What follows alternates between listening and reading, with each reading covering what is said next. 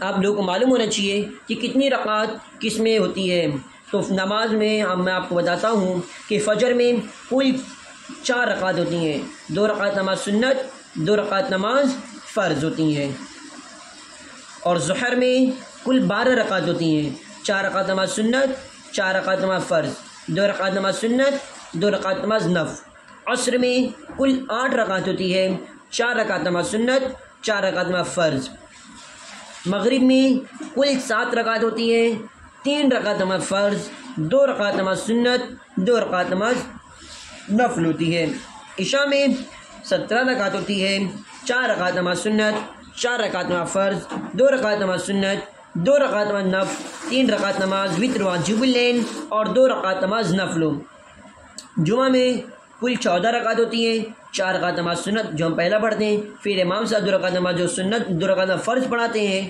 پہلے ہم 4 رکعات سنت پڑھتے ہیں، اس کے بعد امام صاحب 2 رکعات نماز فرض پڑھاتے ہیں، اس کے بعد 4 رکعات سنت، 2 رکعات نماز سنت، پھر 2 رکعات نماز نفل۔ اب میں آپ کو بتاتا ہوں کہ فرض کیا ہوتا ہے۔ فرض ہوتا ہے جن کی ادائیگی فرض یعنی انتہائی ضروری ہے، اگر ان کو چھوڑ دیا جائے تو بہت بڑا گناہ ہے، ان کی قضا دوبارہ پڑھنا لازمی ہے۔ یعنی اگر فرض کی ہمیں قضا اگر انہیں چھوڑ دیا تو بہت بڑا گناہ ہے، ہمیں ان کو دوبارہ پڑھنا لازمی ہے۔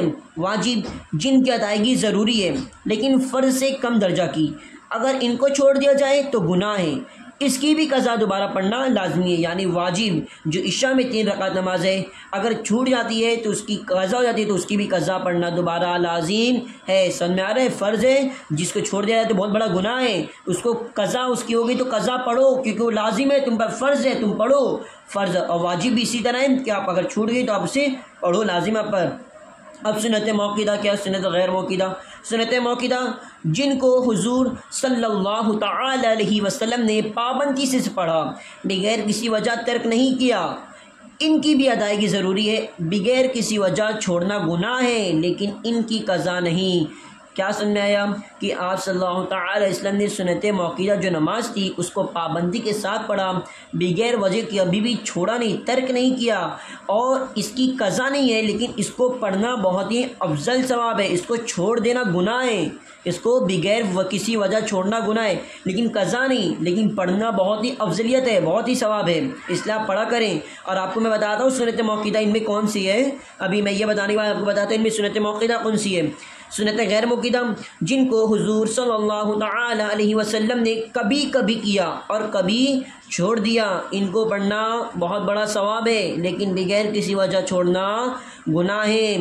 جن سنت پر دائرہ لگایا گیا وہ سنت موقدہ ہے۔ اب یہ سب جو جس پہ سرکل سے ریڈ وہ سنت موقدہ ہے۔ میں آپ کو بتاتا ہوں ابھی نفل کیا ہے، ان کو پڑھنا ثواب ہے، چھوڑ دینے میں کوئی گناہ نہیں لیکن پڑھنا افضل ہے۔ یعنی اگر پڑھے تو بہت ہی ثواب ہے، چھوڑیں گے تو گناہ نہیں لیکن ان کو پڑھنا چاہیے، ہمیں ان کو پڑھنا ثواب ہے، اور ہمیں ثواب جتنا ہو سکے، کیونکہ ہم گناہ بہت دن میں ہم سے ہو جاتی ہے، کوئی جاننے میں ہو جاتی ہے، کوئی انجانے میں ہو جاتی ہے، تو ہمیں گناہ ہو جاتی ہے، تو ہمیں ثواب کا کام بھی کرتے رہنا چاہیے۔